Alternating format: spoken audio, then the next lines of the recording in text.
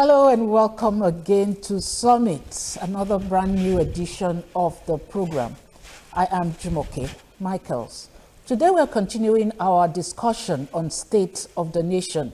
State of the Nation because it encompasses different sectors of the economy. And today we'll be talking more about the economy. We'll look at issues of corruption, and also we look at issues of youth unemployment, especially because issue of youth unemployment has been attributed to one of the factors fueling insecurity in the country. And also because the NDLEA has also mentioned that there's a security emergency on drug abuse among the youth in Nigeria. So we see there's a big issue when it comes to our youth in the nation. And joining me to continue this talk about the state of the nation is a public affairs analyst and an attorney at law, Barrister Jide Ologun. You're welcome, sir. Thank you. Thank you for joining me again. Thank you so much. To continue on the discussion of the state of our nation. All right, so last week we talked about insecurity. We talked about majorly insecurity, really, on the edition. So today we are going to continue with the economy. And I want us to start with the youth issue. Talking about youth employment linked to the issue of insecurity. The problem is on the rise, especially also, like I said, that NDLEA has declared that there's a drug use emergency among the youth. What practical steps should government be looking at now? Or should it be the private sector, because the economy, we all know, is not really friendly. Sometimes I pity the youth because I wonder when will they settle, with the tough economy we have today.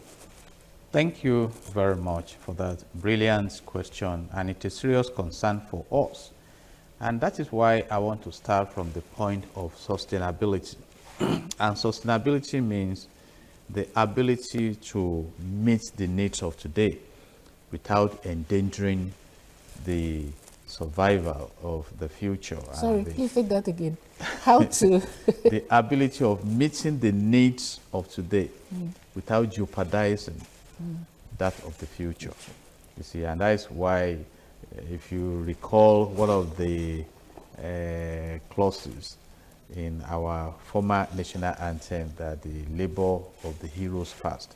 So what should have happened is that the economy of Nigeria should have been operated in a way that is self-reliant, that is dynamic, and does not concentrate wealth in the hands of a few, as we have it in Section 16 of the Nigerian Constitution 1999 as amended, including other provisions. In fact, in subsection 2, it even mentions unemployment benefits, So we've come to the point where the benefits of the economy have been hijacked by some few greedy ones.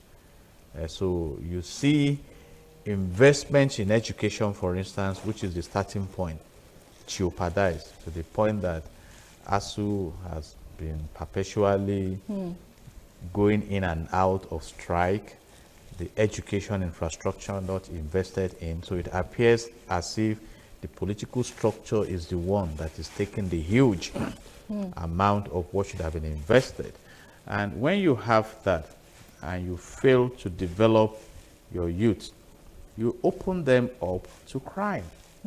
It's an inevitable thing. I say it, in an environment of poverty, crises are inevitable. And now we've come to the point where we have a group of wicked people recruiting terrorists in the country. The first thing is to introduce them to drug, take them away from enlightenment, indoctrinate them, because what Mohammed Yusuf started doing in Maiduguri was to indoctrinate young ones with a new ideology that Western education is corruption. And I wonder if it is the education that produce AK-47 that they are using. So you can see now where we are, the results. And again, let's come to the aspect of government and private citizen sectors.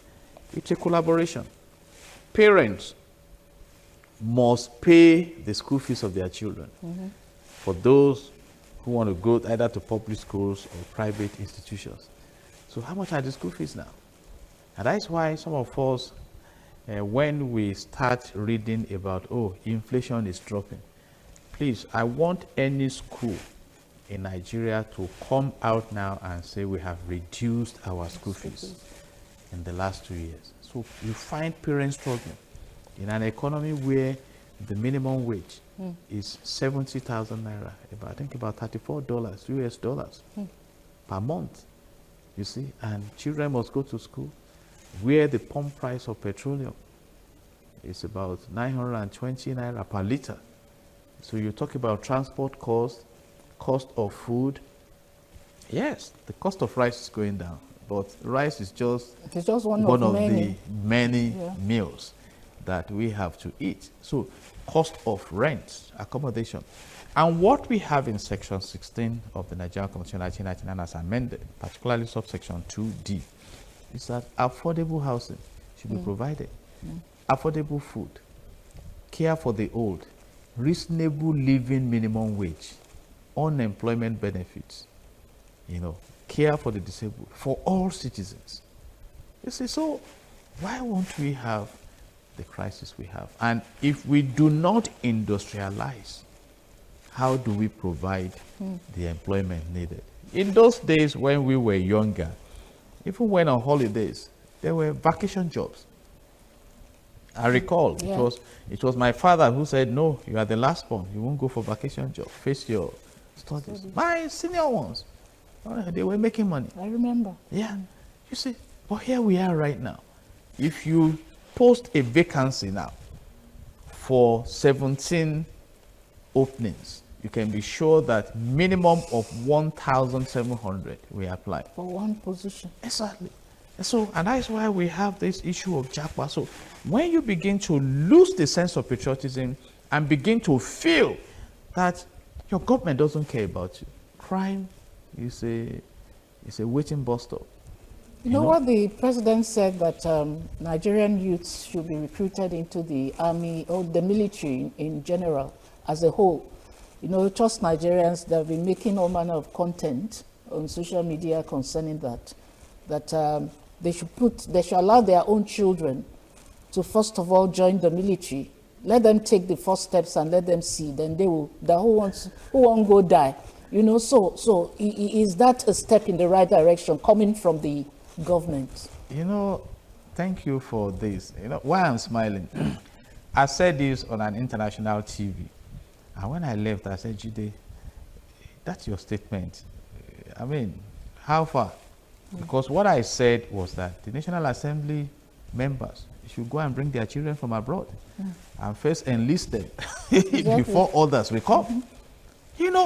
And let's even assume that people are ready to be recruited. Is it with a sense of patriotism? You know what I mean? Yeah. And that's why you have today some police officers who are so corrupt. I read a report. Some are very wonderful, very professional and ethical, but some are down to earth. You heard one in a video saying, this is like my own shop.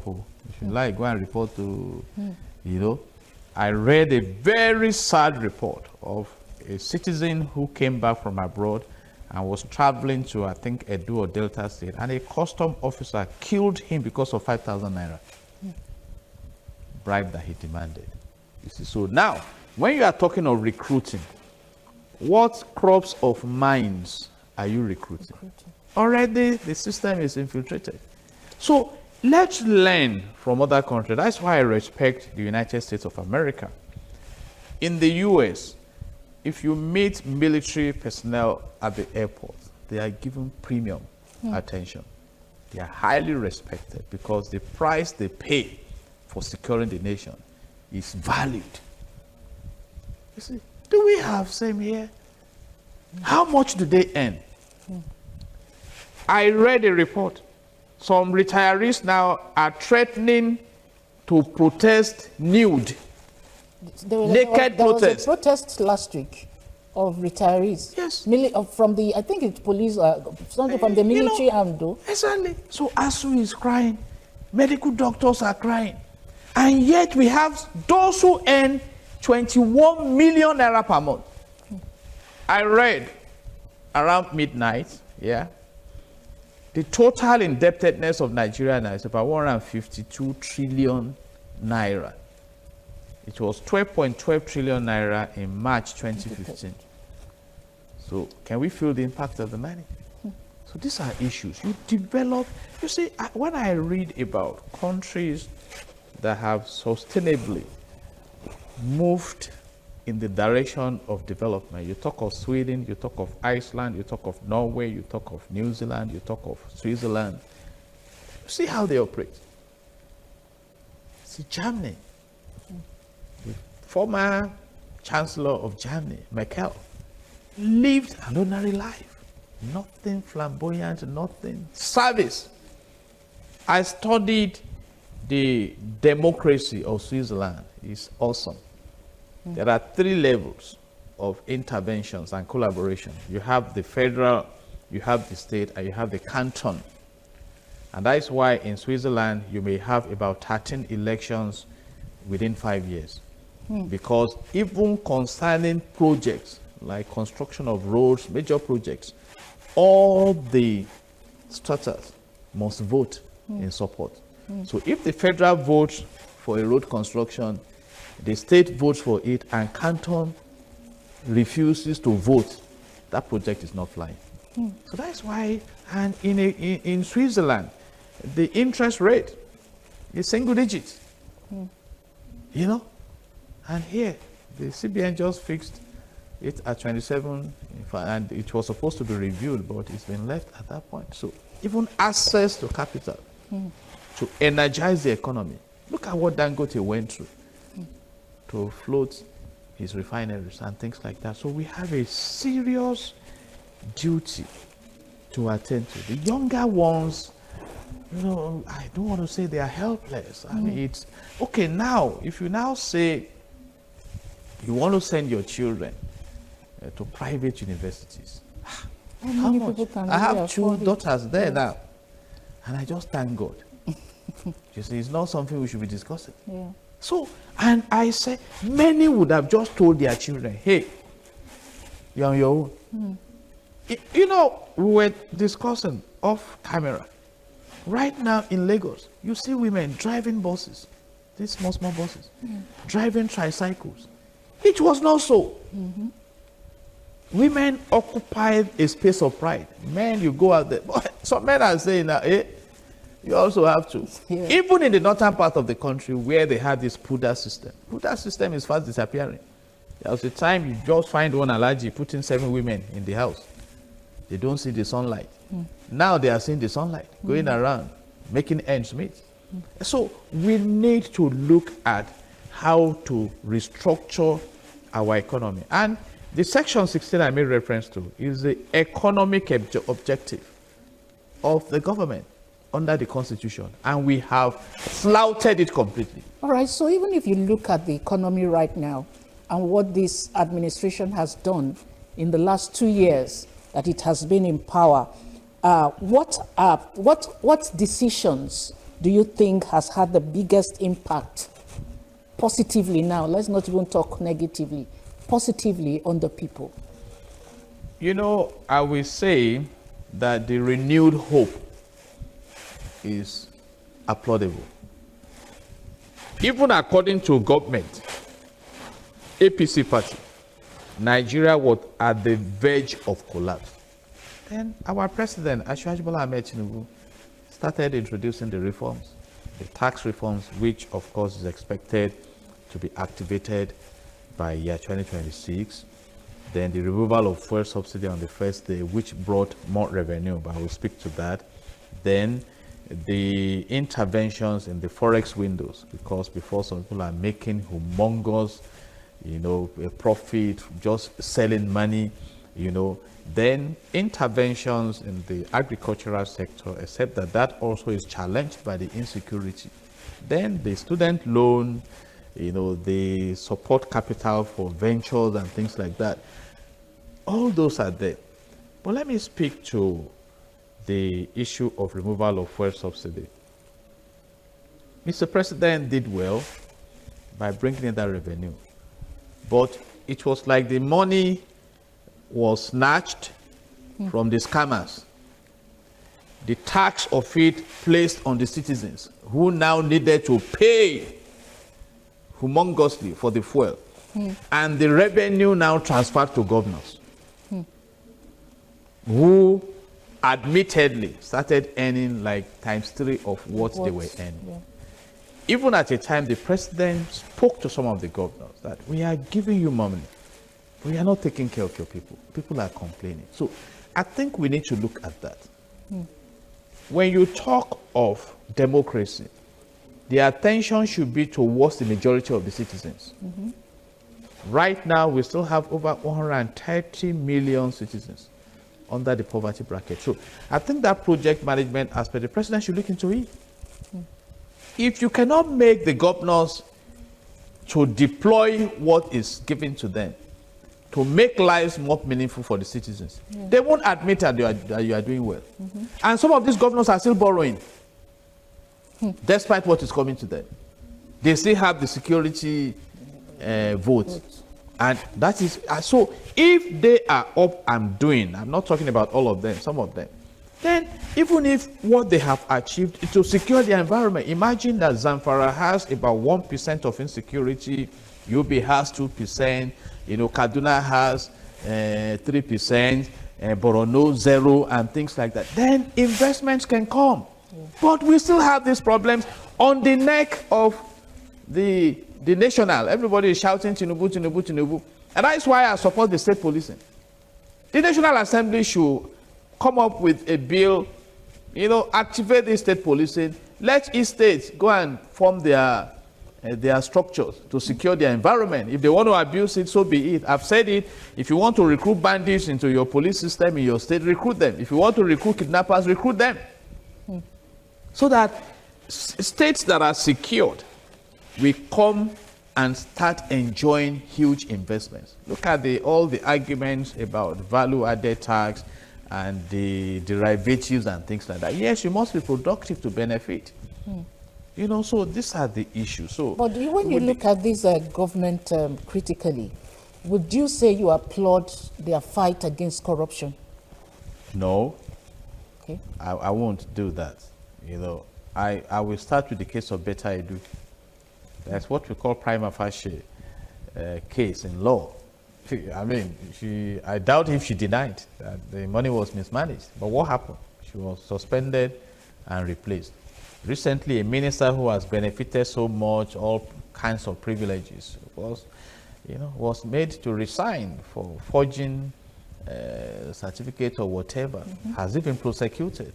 You see, so Hadi Sirika, who hired aeroplane from Ethiopia and spent so much on Air Nigeria, he's being prosecuted, but how far will it go?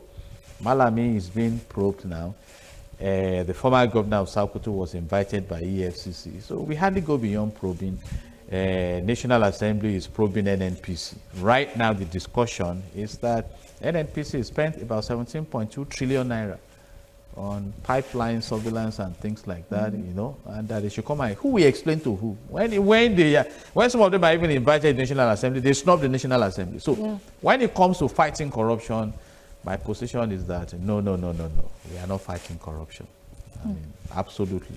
But I hope my president will wake up now. You see, when God told Jeremiah that before I formed you, I knew you, and I've ordained you that you have to uproot and plant. If you don't deal with the enemies will deal with you. It's as simple as that. Because they are conditioned to that corruption. So where does the biggest failure lie? The biggest in the fights against corruption? You see, some Nigerians walk and dance on the face of the rule of law. They are untouchables. I told you, Honorable Dele Alake said, powerful people are behind legal blindness. Who are the powerful people? Nigeria is not denying the existence of terrorism sponsors in Nigeria, but they cannot just touch them. But I hope they will summon the courage to touch them, whether because it was negotiated that you don't tamper with them for political victory. But let me say this to my president, whom I love so much. See, your performance will make people vote for you. I mean, Nigeria needs to move away from lobbying, politicking. Performance. I mean, look at what Lee Kuan Yew did in Singapore. He was not even a Democrat. He was more like an authoritarian leader. And he moved that country between 1965 and the time he died from a third world country to a first world country. So if you don't take pragmatic efforts and action, you are going nowhere. The enemies are more resolute. And if they know they can play with the government institutions, they will. So we need a systemic strength and boldness and courage. Nobody should be above the law. That is what the Constitution says.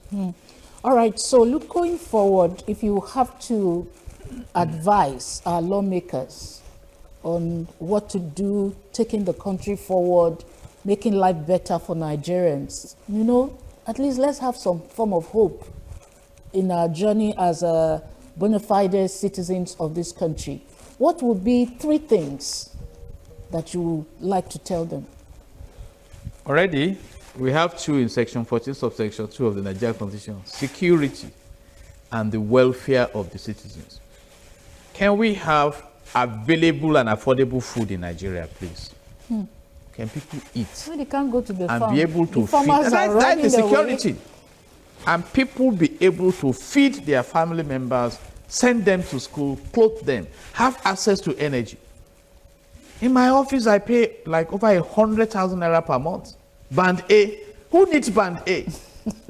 Let's have what is within the economic realities. Don't stifle businesses. Many businesses have shut down. Yeah. Then you look at, you asked me about lawmakers. Look at your salaries. If you are on this side, can it be justified? Look at distribution of wealth in the country. Then invest in education. Any group that is rising against education, rise up against them. You know, create an enabling environment, like we say. And they know all these things on their phone. And I'm challenging our leaders. On your phone, check the best 5 countries in the world in Human Development Index. On your phone. You don't need to travel to Canada or anywhere. You will read it. Okay, what have they done? There is what we call the 10 magic of Singaporean transformation. Go and look at it. Meritocracy, zero tolerance for corruption. Corruption cannot be mentioned in Singapore. You know, I mean, it's out of it. How does Saudi Arabia secure the pipelines and things like that? Despite all the trillions of naira we spend securing our oil facilities, there are still people who connect illegal pipes. We have illegal refineries, and we read that some people are arrested. Well, who are these big guys behind this scam in the land? So these are issues. And if people touch the sharpness of the blade, let the blood come out. You saw what happened in the UK. It's a sensational matter. You know, I feel for that family. But the UK tested their anti-organ harvesting law, and Honorable Ekweremadu was, I think he should be the first person used to test that law. And you saw how UK has snubbed Nigeria. And no, we know that if we release him to you, you will not Probably let him go. let justice prevail. Can you imagine that? That's what we talk about image in public relations. This is so, and you need to sit down. You know, I was reading recently the special advisor to the president responding to the comments of Chief Olusegun Obasanjo on insecurity, that it took root during his time. That is not what we are saying. How can your master succeed? How can our president, Asiwaju Bola Ahmed Tinubu, and the commander-in-chief of the armed forces be the president under whom Nigeria is secured? It will be an eternal legacy. Even heavens will celebrate him. It's not for you to now be, you know, no, face the reality. There's what we call SWOT analysis. Evaluate what is on ground. If for those who were shouting at Donald Trump, can they shout again now? Look at the kidnappings around. So we have these realities. How do you deal with them? How do you find support? So when people, Chief Olusegun Obasanjo, we were together in an event recently. He's well secured. He can sit down in his house in Abeokuta or whether it's Ota Farms and be enjoying his pounded yam and just leave Nigeria. He is well secured. He has the privileges of being a former president. In fact, international one. Yeah. So let's face the reality. You know, how can we make our lovely president succeed in office? The constitution is there, stipulating, and you asked about National Assembly. Let them go and look at the Ouster Clause. That's section 14 to section 18 of the Nigerian Constitution 1999 as amended. How can we make leaders accountable? I've been asking it, can we have a law in this country that places a limit on what you can borrow in office? That's a topic for another Yes, program. that How places people a can limit. hold their leaders Yes, accountable. places a limit on what you can borrow in office. And that you must pay back. If you don't pay back as you are leaving office, you are going to prison. Let's have these laws. Go and check the laws in China, in Japan, and some other countries of the world.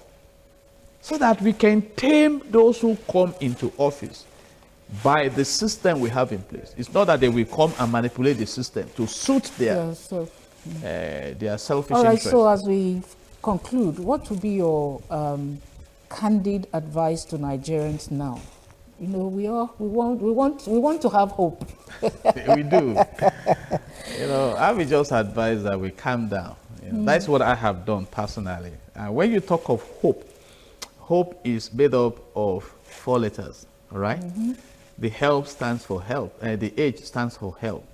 So I pray, ask God for help, and when you need help from those who believe can help you, approach them. The O for opportunities. Also ask God for opportunities. You know, one season Joseph was in the prison. The next chapter, opportunity arose in the palace. He was brought out, became a prime minister. And the P stands for power. The government should please give power to the citizens. Many citizens have become like vegetables now. They are confused in this economy. And the E stands for elevation. Lift their spirit up, lift them up. And you have the responsibility to lift your spirit up. And I wrap all this and position it in the capsule of contentment. You know, I've asked myself, what are your basic needs?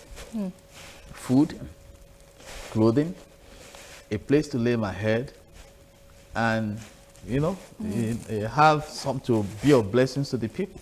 Because let me talk to some greedy ones politely. All the billions that you are stealing from government and keeping, you won't spend them. Debt will come. Yeah. All the billions of dollars that Abacha stole, he did not wait to spend $1 million. That money, part of the loot that was recovered is why Malami is being queried now. So when you look at this and know that, you just have your life to live. We are not going to be here forever. Live simply. There are many houses in the UK that the government has published the names of the owners. They cannot even trace the owners. So why seek all this vanity upon? Why don't you be a blessing to your society? Go there and serve. That is why in the UK, man, it's easy for them to resign. The deputy prime minister resigned because she did not pay enough stamp duty on the property she bought. Do they resign easily in Nigeria?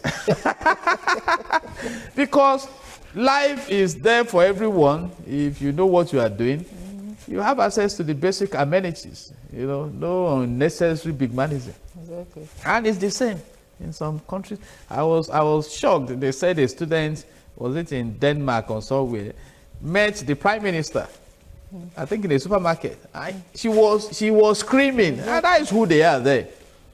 That's why we go to the US, we go all the way to the front of the White House, take photographs. In fact, you can go there and protest and record your protests and things like that. But here, no.